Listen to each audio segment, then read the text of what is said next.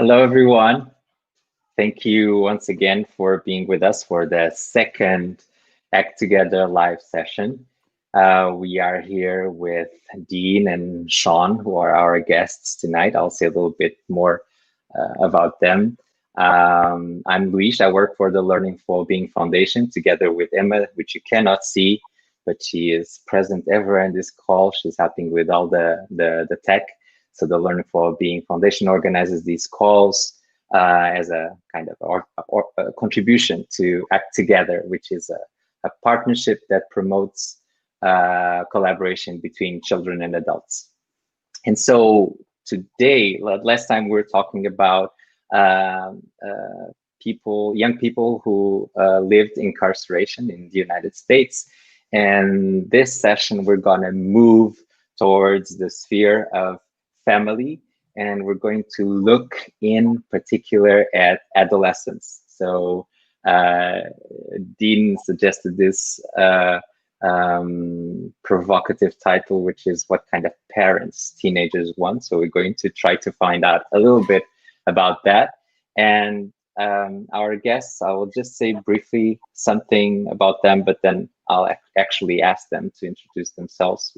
Dean, he is a professor of psychology, but he has also a strong interest in understanding adolescence as a period in life and what is the best thing that we can do in order to support development in that moment. And Sean, who I got to know through Dean, actually contributed to Dean's reflection and inquiry about adolescence, but I found out that he is also a student of psychology. So we're going to have two studious people of human mind here with us to talk about adolescence from different perspectives. So thank you, Sean and Dean, for being with us. So that people know a little bit something about you. If I would ask you three things, and I'll maybe start with Dean, three things about you that you think people should know about you tonight in this talk. Great. Okay.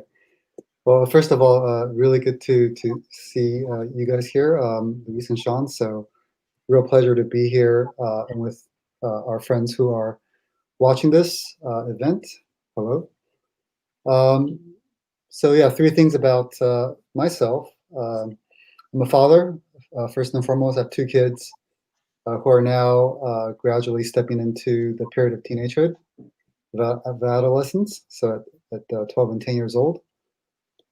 A little bit about my personal background. I grew up in Taiwan, and I moved to the United States in my teens. Lived and worked there for 20 years, and then moved to Europe in my 30s. So now I've been in Belgium, where I live, for the past 12 years. My current work, Luis already introduced a bit of that. More specifically, I teach transpersonal psychology and positive psychology.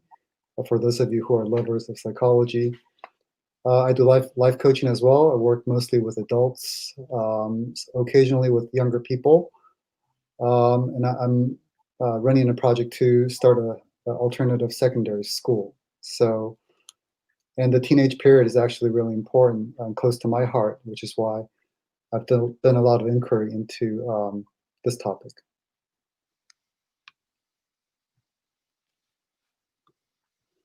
How about you, Sean? If you would pick three things that in this moment you think would be interesting to let the people that are with us know about you, what would you say? Okay, so I'm English, half English, half Italian. So I'll start with a bit about where I grew up. So yeah, I'm half English, half Italian. 18 years. I'm 18 years old, and I grew up my whole life in Brussels. So, and now I recently moved to the Netherlands, to Leiden specifically, to study psychology, and I'm really enjoying it. I guess it's important to know my reasons for perhaps joining this discussion. And I think it's because I think it's very important to talk about these things and talk about topics which perhaps people don't talk about that often, to destigmatize them. And that's a bit about me. Thank you, Sean. One thing that we all have in common in this call that Dean reminded me is that I lived 13 years in Brussels, in Belgium, before I moved back to Lisbon, where I'm calling from now. So that's a common ground for all of us. I also want to tell people that are watching us, so I'm just going to name some people that are already putting some comments saying hello. I apologize for murdering some of the pronunciations of some of the people that are watching us. So focus on the thank you to Isam, Zrain, Emma, Ong Fong, Jamie, Levin. Apologies for the pronunciation. Well, really very grateful that you can be with us. If there's any, feel free to comment as we go along with the session. If something that is said strikes a chord or creates an insight, please share it with everyone that is watching. And also, I'll be paying attention to any questions that you might have, and at some point in the talk, I'll put it to our guests to see, for them to share their perspective on whatever you'd like to hear. I also want to make a mention that Dean prepared a talk, a lecture for another Act Together activity, which is available on the Act Together channel on YouTube. We will touch upon some of the concepts and ideas from that talk, but if you want to see something really well put together, making some links to some authors that have inspired Dean's work in a video, know that that resource is available there for you. So Emma will put in a minute the link in the comment section. Okay, so let's get to the heart of the matter. Actually, I was surprised. I listened to Dean's talk. I watched Dean's talk, and I was surprised to see that adolescence is actually, I thought it was about teen years. Okay, so starting like 12, 13, and that would go up till 18, 19, and then it's over. But in the way you presented, Dean, you're actually looking at adolescence as a much longer period. Can you tell us a little bit about why that is, and why is it important that we actually consider adolescence a longer period of time? Yeah, absolutely. That's a great question, Luis. And I guess I would say first and foremost, from the scientific point of view, the brain undergoes a rapid period of development beginning at about age 10 and all the way until age 24. And this is a period during which there's a lot of restructuring going on, and and how the brain is shaping the connections between the different neurons. Adolescents, quote unquote, during this period of time are very much hungry for new experiences and new information. So there's a lot of flexibility, a lot of openness to trying different things. So first and foremost, there is that. It's a period of change, right? It's a period of change. And not only that, this in our society, in modern society, we, at least in industrialized societies, and this is where I've done most of my research and talking to people, parents and teenagers alike, we're not exposed to the same kind of responsibility and dangers and risks as the previous generations. I would say from our grandparents' generation and before that. So most of us who live in industrialized societies are stuck in school in that period of our lives. We're really coddled, and we are not as exposed to the dangers and risks of life. And of course, I do not mean to discount the experiences of families that do face very difficult and dangerous situations and environments in low-income neighborhoods and countries that are at war and all that. So that's my context. Within the context of the modern industrialized society that's at peace, we as the adolescents simply aren't given enough freedom to explore their lives, and therefore this period is prolonged, not just anatomically speaking, biologically speaking, but also in terms of our socialization and experiences, and coming face to face with the brutal realities of life. So this is an extended kind of adolescence, I think, as Daniel Siegel referred to it. And that's why this period is also, full of opportunities that I think a lot of us, weren't given the benefit to take advantage of. Anyway, I think that's kind of a long answer to the question, but this is, how I see it. Sean, I was curious that as I was listening I'm listening to. Okay, it's over. Sorry, I was getting feedback in my speakers. I was wondering when you hear, it's a little bit weird for you, I wonder, Sean, because you kind of had double hat here. One of being at an age that fits that spectrum that we are talking about. So you have a kind of a very present and direct experience, and you're a student of psychology or someone who's interested in that. So you can look at it from kind of different angles. But I'm interested in your opinion or your reaction when you hear, okay, it's a period of experimentation, and maybe people are a little like stuck in school and they're not dealing with challenges in life, but they should be given an opportunity to have that kind of natural exploration. How does that speak to you when you hear these things?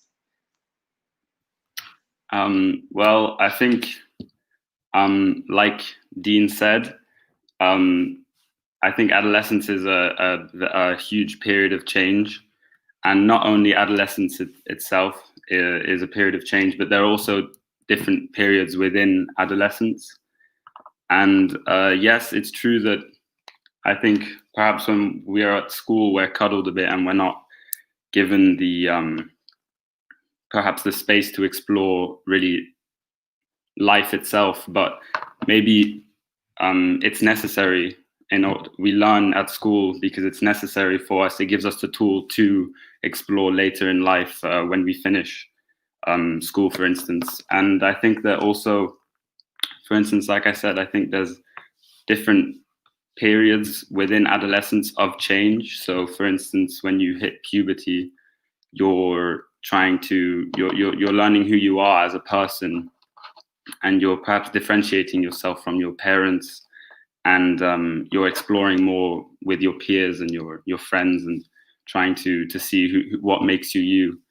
And then once you hit adulthood, for instance, once you finish school and you head to university, or you go directly to work experience or something like that, I think that's a period of change when perhaps you know yourself a bit more. So you've developed a personality, so to say. But in this period, you're perhaps more trying to find your way into becoming a young adult, and trying to find your position in the world itself. So what do you want to how do you want to contribute to society, and what is going to make you happy in the long run, and what things you will do that will make you happy. And I think that's how I would answer your question. Thank you. I'm just gonna say hello to some of the people that are also saying hello to us, and so that they know we are with you. So we have Rosina from London, Emil, Hélène, Ahmed, Yura, Michelle, Tala, coming from very different places in the world, and they're all with us tonight. Or tonight, or I don't know what time it is from where you're calling or writing, but I want to say thank you for being with us. This call will remain available in our channel after this. So if you have to miss a moment, don't worry, you can always come back and watch it from the beginning. I wanted to continue with the topic of schooling, because you touched upon, actually both of you touched upon that, and I think in different ways you might connect with it with an interesting perspective. In Dean's talk, he talks about adolescence as a period and a moment in time where it's important to become the most unique and incomparable person possible.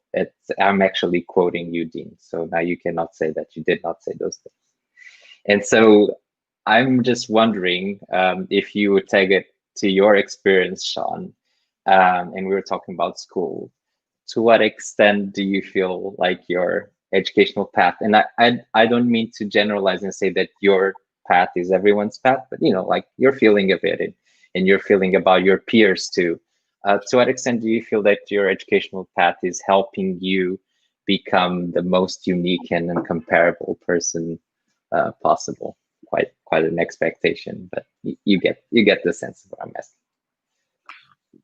Okay, so I think in general it's quite hard to find yourself and your unique self in the world. I think it's one of the hardest things, to be honest, that people struggle with throughout their whole lives, I suppose. And I guess in my own experience, if I was to talk about my friends, my peers, I think how they contributed, I would say they challenged me to become, in a way, what I want to become, and not only also challenged me in a way to become, or to avoid becoming, what I didn't want to become, or what wouldn't make me happy in the future, let's say. And I think friends are really important in terms of developing who you are and your unique self. You don't develop on your own, you also develop according to your friends and how they influence your development, so to say. And in terms of schooling, I really appreciate my schooling. I think the way it contributed mostly to the development of myself would be through the amount of extracurricular activities they offered. So it's important to go to your lessons and to learn things and topics and subjects. And then it's another thing to have the opportunity to, which not everyone has, but the opportunity to go on to do extracurricular activities, like a thing called Broom, Brussels United Nations. It's a model of the United Nations, and everyone is a delegate in a certain country. And all these extracurricular activities which you can participate in, I think they're one of the biggest contributors to developing your unique self. And lastly, I think I'd say just pursuing the things that generally interest you. So, for instance, if I liked art, I think it would be really important to pursue it on my own and draw at home or paint at home. And I think that develops who you are a lot. And yeah, that's what I'd say. Thank you, Sean. I was just paying attention to the chat, and Ahmed is just making a comment while he was listening to you, saying, I believe that there is a significant gap between parents and teenage children. I believe that there's a significant jump in lifestyle and that this needs psychological follow-up. I hope, Ahmed, you don't mean, like in a clinical setting, but I think he means like you need to understand really what's at stake in this period of time. Thank you, Ahmed, for your comment. Dean, I want to ask you something again in this idea of most uniqueness. Being a unique person is something that in the Learning for Wellbeing Foundation we care a lot about. We place that idea at the heart of well-being, and I think because of the, let's say, branches of psychology that are more interesting to you, that idea is also very strong. So I would ask you actually two questions. One is, why is this important to understand how we are uniquely, especially for adolescents? And two, how are you doing this in the school that you are trying to set up. You're setting up now in Brussels, but I know that it's the foundation year, so it's a very important moment for you and for your work as well. So how are the two connected? Helping adolescents being unique, why is it important, and how are you doing it in your approach to schooling?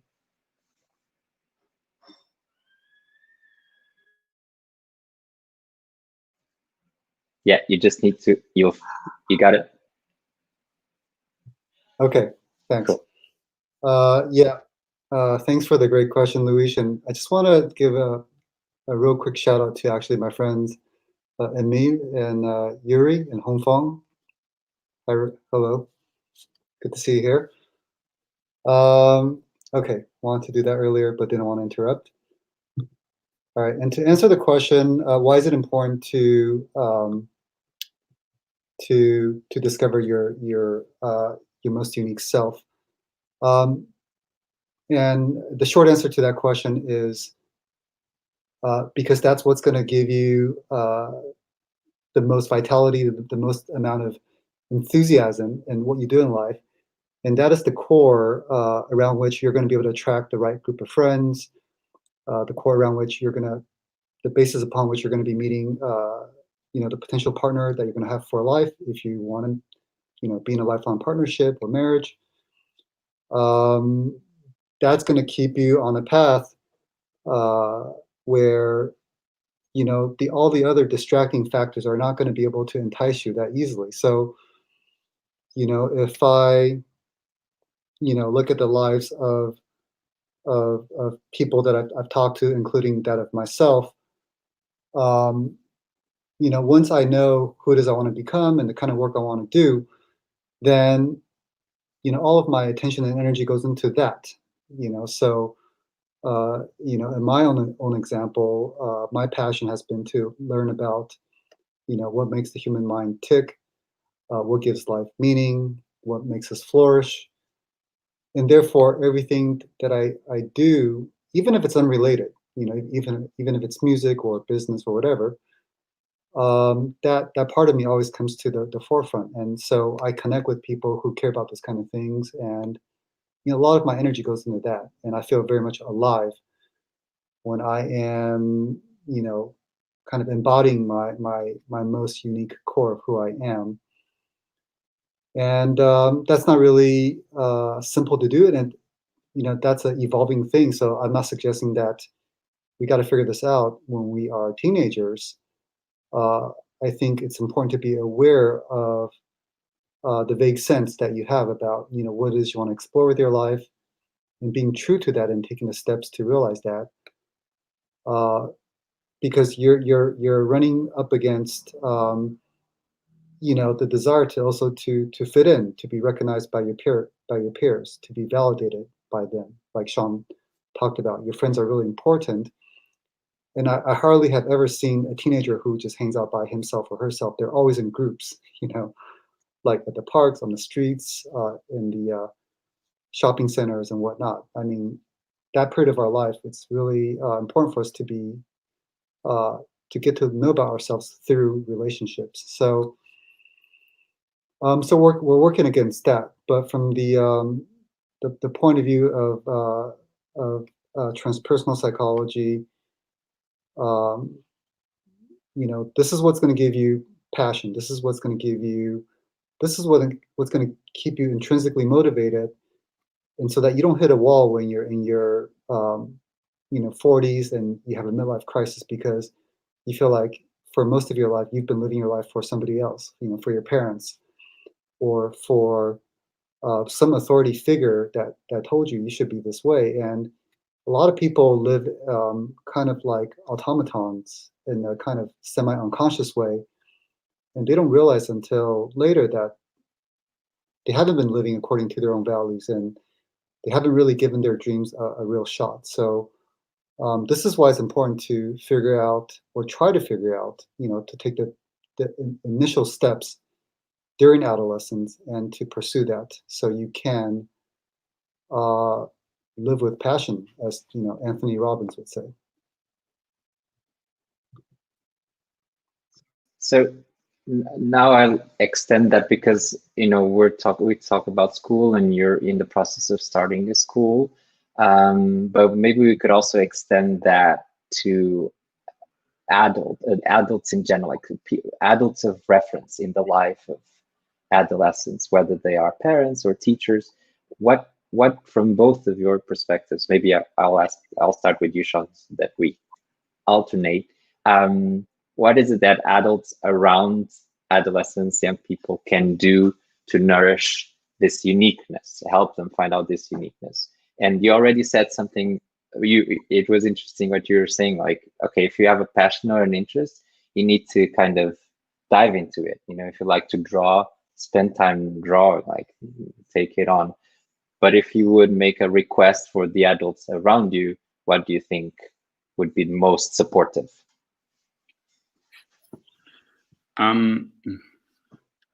So I think if you were talking about your parents, I would say one of the things that I suppose that would help a child or an adolescent develop their passions and develop into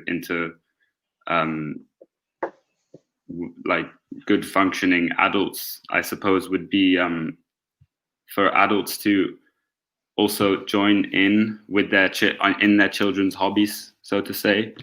So for instance, if your child, he liked playing video games or something, obviously this is quite cliche, I suppose, but for instance, maybe you wouldn't have to play a video game with him or her, sorry, but you could join in with them in building a computer or something, just doing activities, or so doing the activities that your children are passionate about, I think is something that would make them really, really happy. And I think it would make them feel like your parents are in a way telling you indirectly that what you're doing is okay and what you're doing is good and that you should pursue it.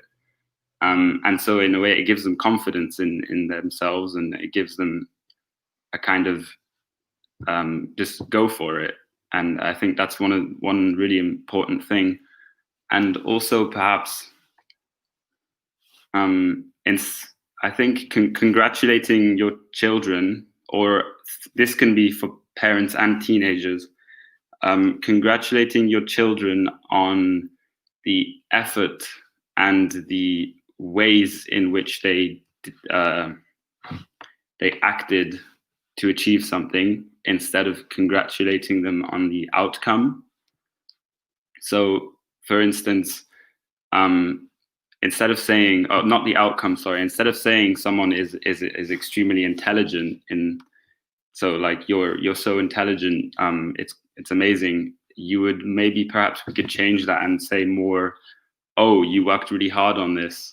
I think this is really good. You should try and do it again and work hard, and you'll achieve it next time. And so I guess it changes the way in which they perceive themselves, and also in which they perceive the world. So they see the world as something which can be changed. If they work hard, they can change the outcome of something, or if they act in a certain way, they can change the outcome of something. Instead of thinking that we're given something and we just get it like that, and that's how it is. So I'm intelligent because that's what I've been told, and so I'm going to live according to that what I've been told, in a way. It also makes the whole thing much more dynamic. Yeah, and like, okay, well, I'm smart. I've done what I need to do. That's it. Yeah, check that. Yeah. You were saying something that spoke to me personally, because I was a kid or an adolescent that did not have any shared hobbies or interests with my parents whatsoever. And I was thinking, oh, what if it would have been different? What if I would have had at least one or two things? How would that have changed? And it's true that I grew up feeling with all the love that I have for my parents, but also feeling like we live in separate worlds. two connecting and loving worlds, but several worlds. And I don't know what it would be, but it would be interesting if I would have like one common ground, maybe playing video games that I could have shared. I don't know. That's one thought.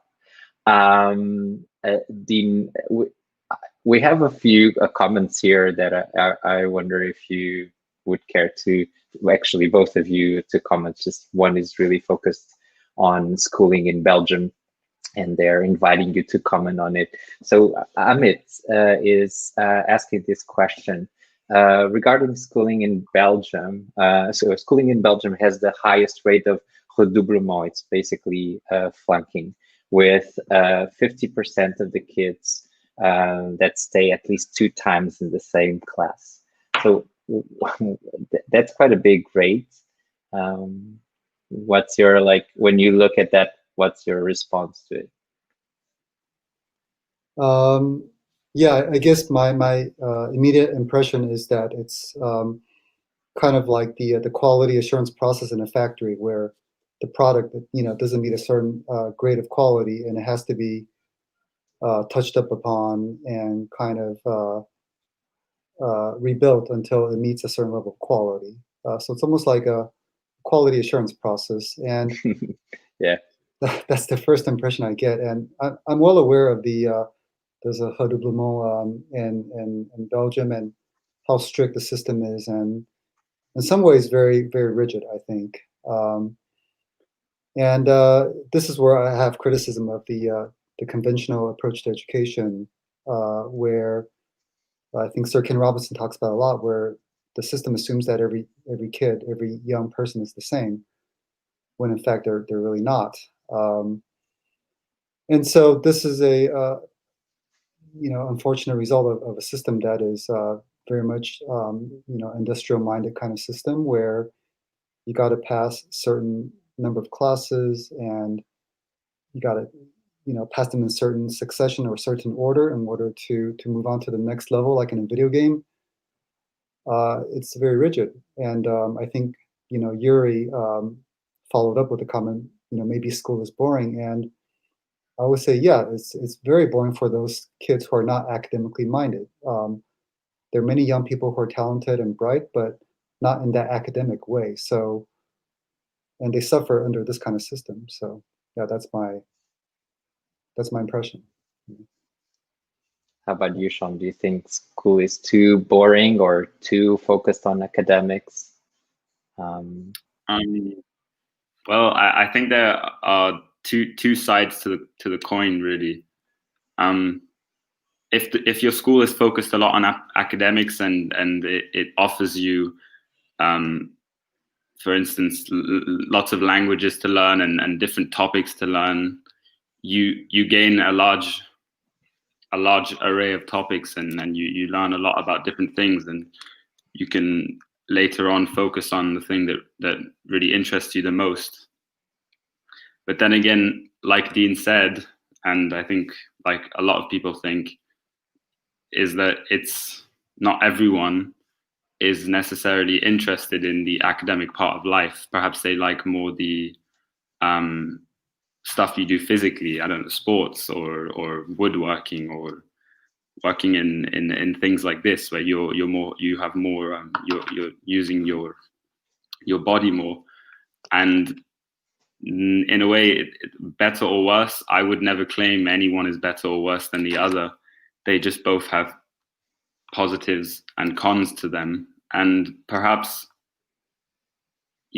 school is slightly too focused on academics, but then again, like I said, it's really useful in a way. This side of academics, we learn a lot of things that perhaps you wouldn't be able to if we didn't have it. But yeah, for instance, in England, you can focus a lot on what you want to do, and you can focus on more physical aspects of learning. So you can go into things like woodworking or even cooking. And if you don't like that, you can really go into things that are more academic focused. Mm-hmm. But then it closes the options you have, instead of keeping them wide open. Yeah, and often what I experience, that's the case in Portugal. I think it's the case in a lot of other countries, is that the status, the power that you get in society, regardless of what you will do with your life or your experience, when you have a path that is not more abstract and so-called academic, that that's less valued. That's by families, by peers, by society, and so forth. But maybe those things are changing. Dean, I felt like you wanted to comment on this point specifically, and then I want to address another thing that is coming up in the chat that touches on a critical point about adolescence that I'd like to see what you guys think about. Go ahead, Dean. Yeah, thank you for reading my mind, Luis. That was not easy. So yeah, I want to kind of follow up to what Sean was saying. Yes, there are two sides to a coin.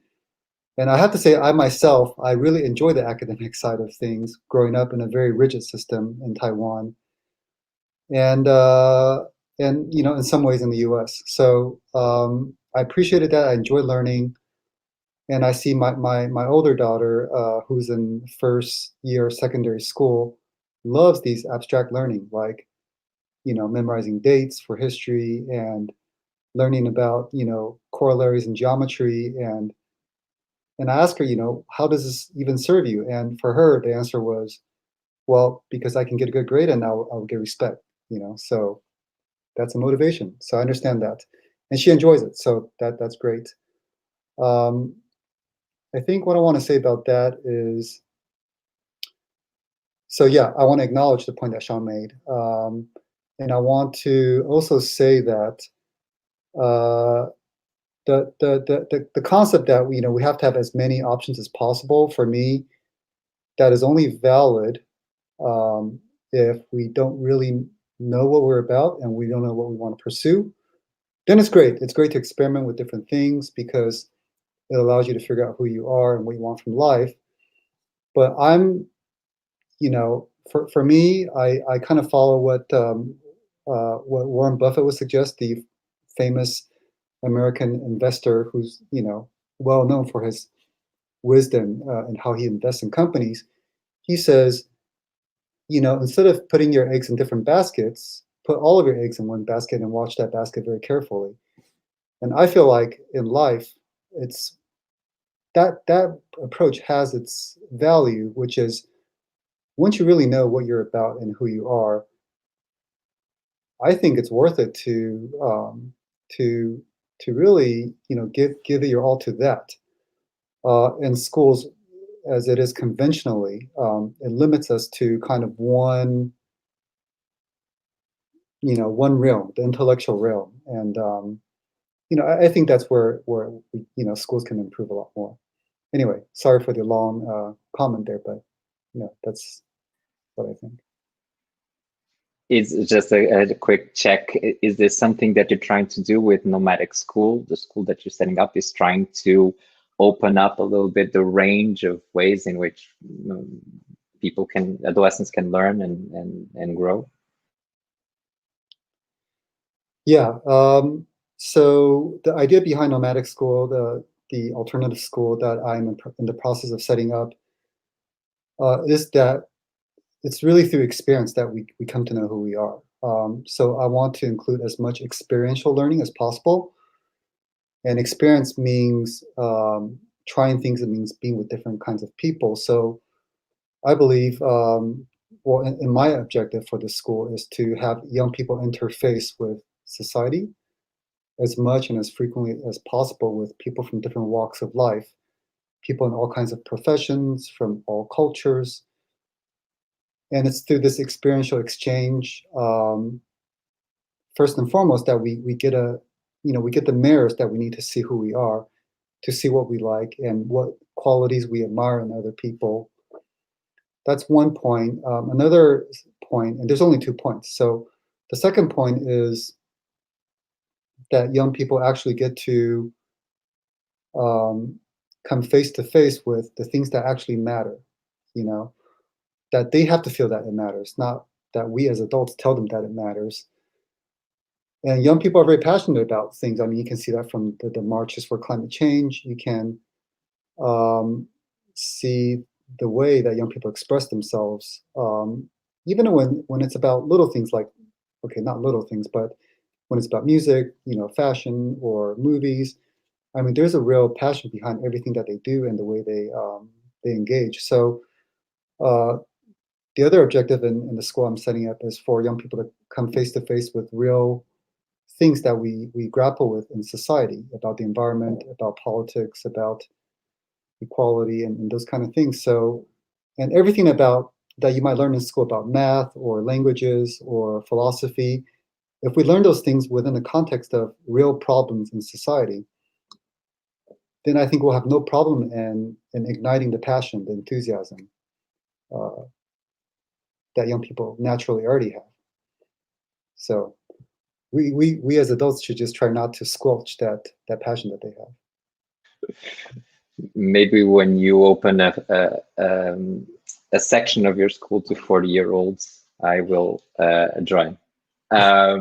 So here's a little case study that touches upon, well, something that you were saying about, when you were giving examples of young people that are passionate about certain topics and that have gained quite a lot of attention at an international level because of those passions and what they have done for it. So there's actually a friend of mine, Elen Barkovic, that is touching upon something which is about the wisdom, or the wisdom that we acknowledge in adolescence or not, versus the knowledge and the wisdom that adults, parents, teachers want to offer to them. So here there's an issue of what we value, but also an issue of power a little bit. So here's how she describes it. How to encourage teenagers to explore new things, get critical, when they will tell you they know everything. They see something on YouTube or elsewhere and think that's how life actually is. And so here I'm, tapping into Ellen's intention to open up, saying, okay, but don't trust just this thing that you're seeing. Open up. There's other sources of information for you to consider. But there's also the thing of wanting to be acknowledged for what I know and my own experience. So I'll actually start with you, Sean, to put you under the hot seat, because you're probably in the age that Ellen is describing. How do you respond when you hear this struggle being described by Ellen? And then I'll ask the team the same question. Well, I would say I'd say adolescents have a lot to learn. I mean, they haven't gone through nearly as much experience as adults themselves. But that doesn't mean that the things they know aren't true or are wrong. They can be very right, and even more right than the adults think of them. But then again, like I said, they don't know, they haven't gone through as much experience. And I guess something that, instead of adults saying, yeah, you children perhaps don't know what they're talking about, it's not that perhaps they don't know, it's more that they're in the process of learning what they're talking about, and in the process of learning, of discovering, of going through going through the information and over the internet or YouTube, or reading books. And I guess they can be wrong.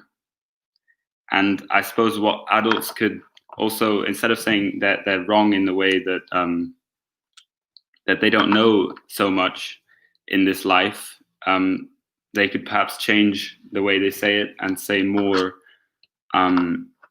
stay humble. You don't know everything just because you've found out a lot of cool or interesting information. There's so much information out there that no one can ever know everything that there is to know.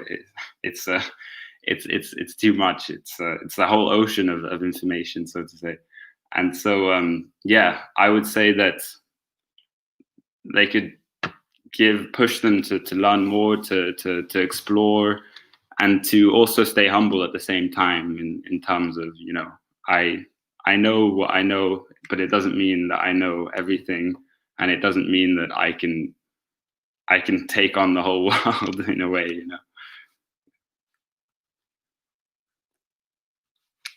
I was just unmuting myself. Marlene, who has been watching us, she made a comment. I'm not going to read the whole comment, but well, you can actually read it there. But the point, what I wanted to point out that links to what you were saying, Sean, is that maybe the starting point for having that conversation that you were just suggesting, you know, how do you keep this balance, like I acknowledge what you know, but stay humble because there's a lot more to know. That maybe it starts in the small moments that can be shared. And she says something which I think is very beautiful, which is from those moments that you share, which could be a hobby, whatever you create, you build the muscle to have the tough conversations with some ease too. So basically, don't try to build the muscle of relating already with the tough things. Start with the soft and the shared things, and then from there bring in the tough ones. So that's a piece of wisdom that maybe we can take from Marlene that relates to what you're saying, Sean.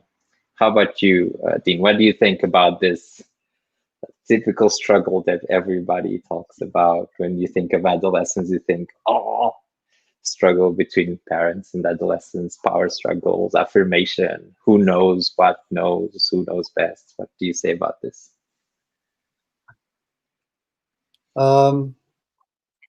Yeah, so I guess first off, I'll start by showing a quote that I read that from Mark Twain, where he said, when I was 14 years old, I could hardly stand my old man.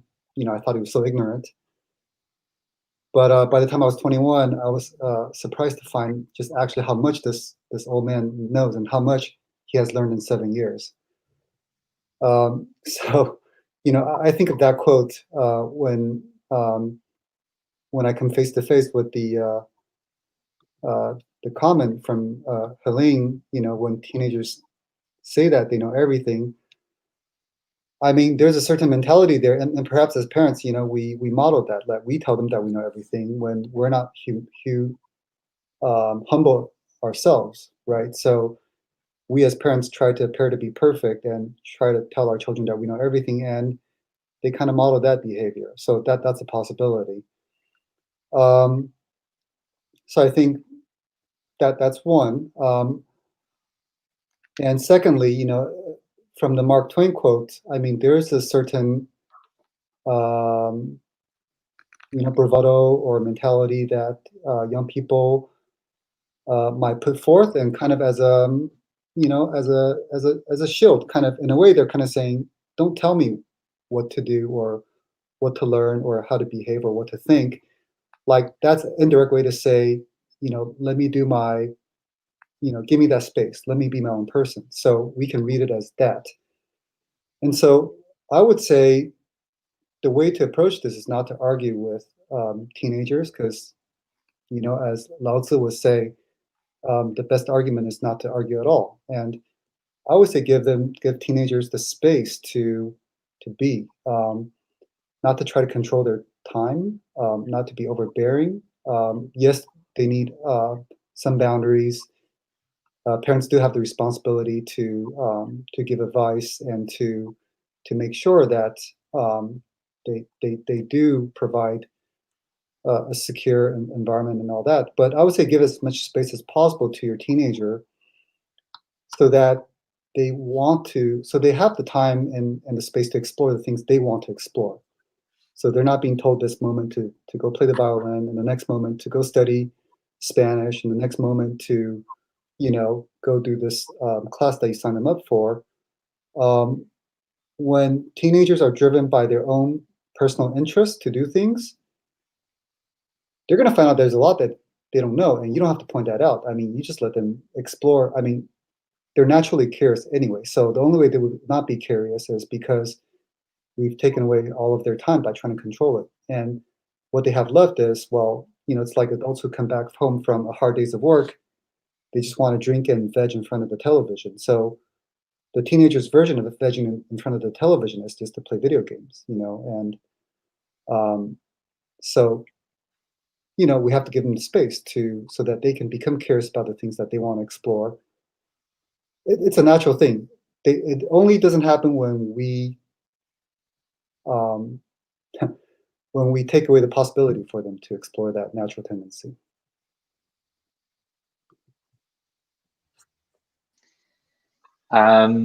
We're coming close to our ending time. I'm going to dare to put this one in before I ask you kind of one last closing question, which relates to this idea of the knowledge that we value in adolescents. We in the foundation, we work with a lot of adolescents, and our partners work with a lot of adolescents. And in the preparation for our call-host, my colleague Emma said, with the adolescents that we work with, I get this feedback from them that they feel not trusted in what they know.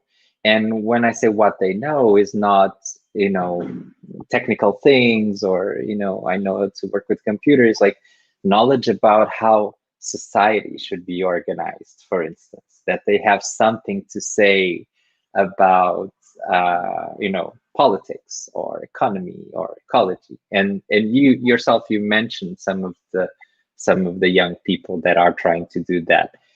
So my question to you is, how do we address that? How do we address the political power of adolescence? And one of the questions I asked you when we were preparing, but I'd like to hear what you say now is, should we say, oh, they have some wisdom that is worth considering? So for instance, let's give them voting power for our presidents and politicians, or not. So how do you see us addressing the political power of adolescence? And if you could try to be as kind of succinct as possible, then we can still have one last question before we close. Sean, what do you think? Now you're now 18, so you already transitioned a little bit around that, but what was your feeling about it in the one of your peers?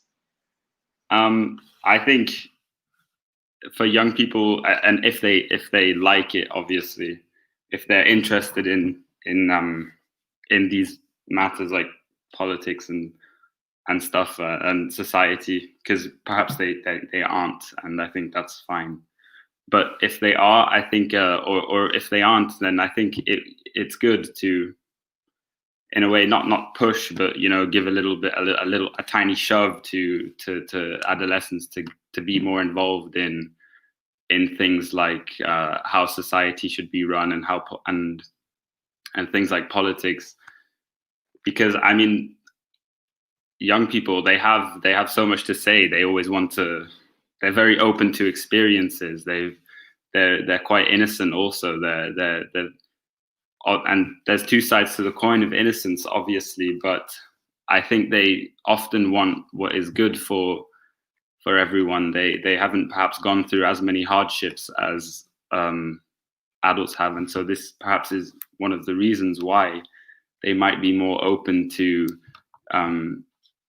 trying to make things equal for people. And for instance, you like Dean said earlier, you see a lot of passion in young people and adolescents in terms of climate change, and in terms of rallying against racism and all these things. And I think they have a lot to say, and what they say isn't necessarily wrong, like we were talking about before. Perhaps it's not perfect, but everyone has something to say, and there should be a great discussion between adults and young people, and more learning from each other, rather than just learning from, or rather than telling each other, or you don't know what you're talking about, or you're just a bit too, you're too old for me because you're too closed in terms of experience and all that. So yeah.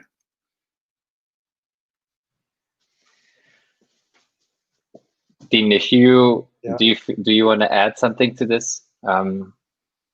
Yeah, I you think do. Yes. No. If you don't feel very hot about this question, then I actually would like to take it as a segue the way that Sean was talking about learning from one another. But Dean, do you want to say something about the political power of adolescence? Oh, just one sentence and then you can segue. I think if young people are allowed to vote, then their voices will be taken more seriously, because a lot of things that get turned into laws do impact their lives. So yeah, so that's a short answer. Yeah, and but also I appreciate what Sean said, that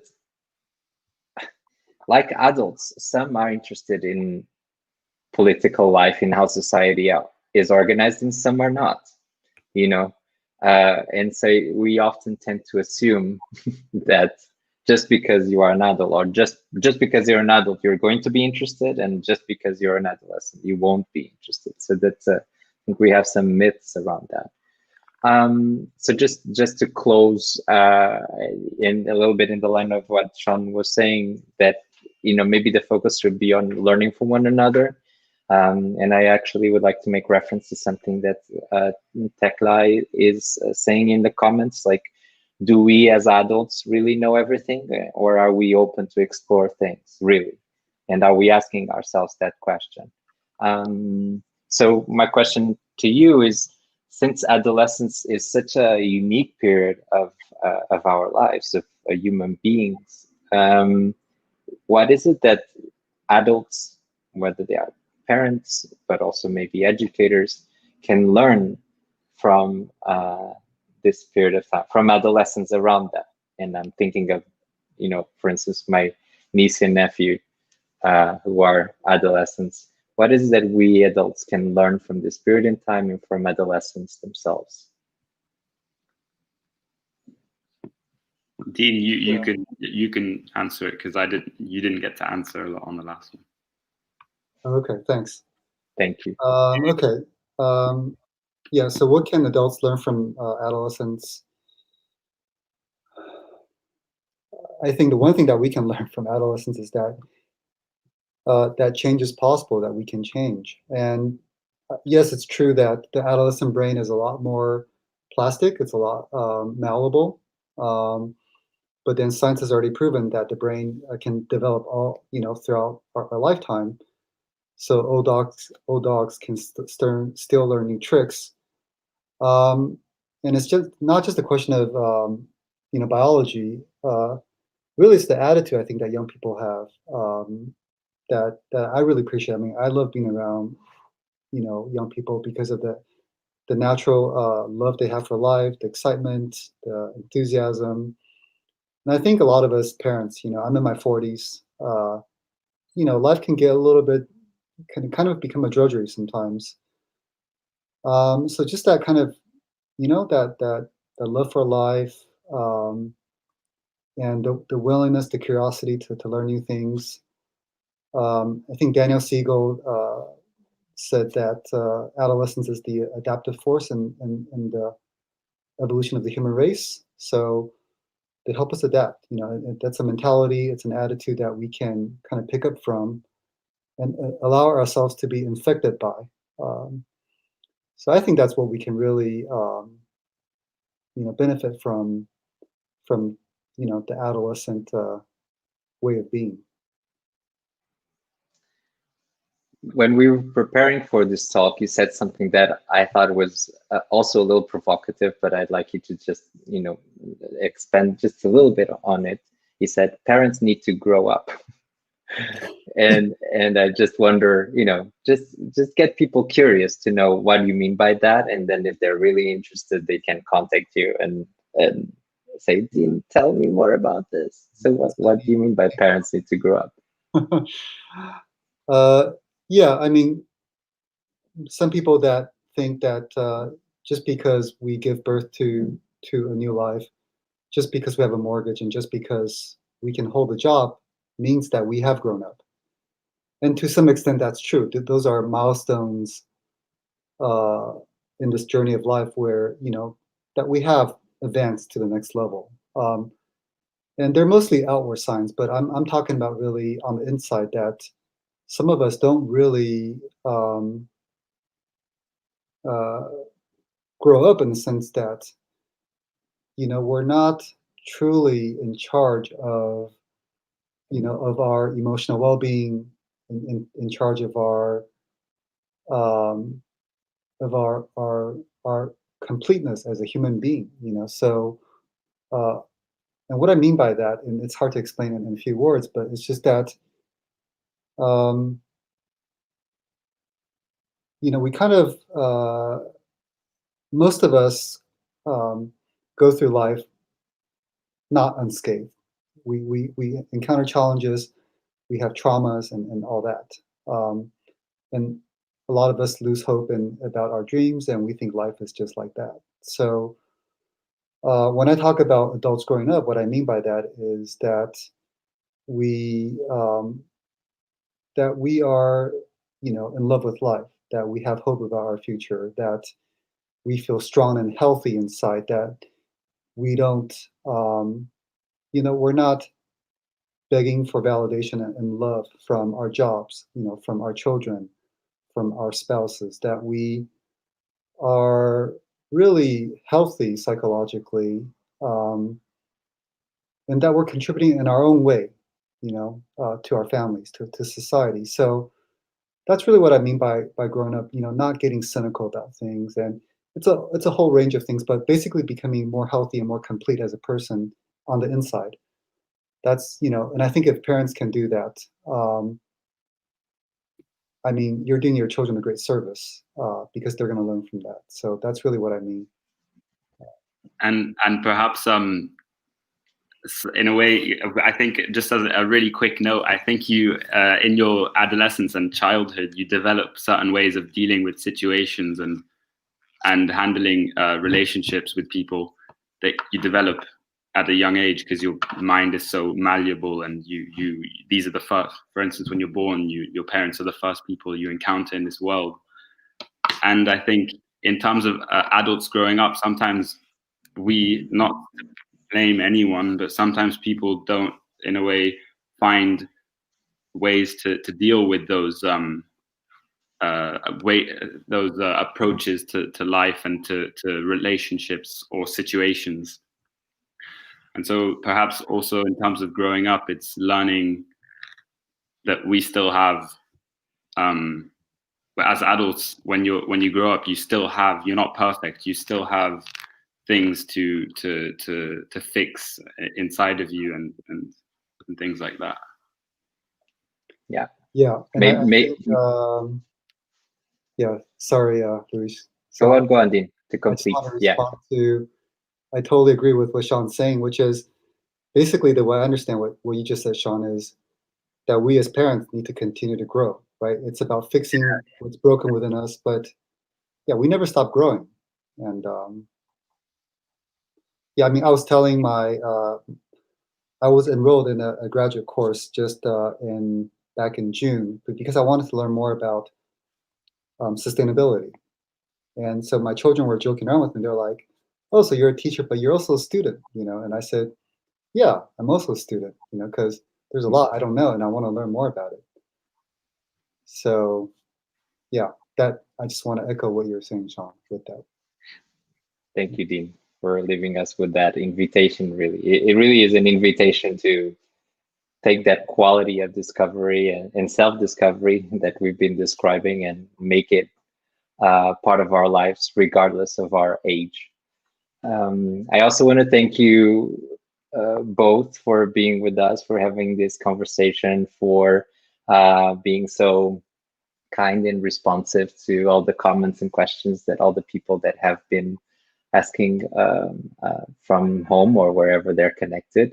And I also want to thank all the people that have been with us. This was there was quite a conversation going in the comments. I tried to connect some of them, but I hope I was able to honor the time that you gave to us and to the session. So the next time we're gonna move to a totally different area of the globe. Again, we're gonna go to Bolivia. We're gonna have two guests again, and we're gonna look more broadly at children's rights, but also how children are changing local politics. So here we go. We're going to have an opportunity to have a a perspective, a story on that. So don't forget to tune in and join us for the next Act Together live session.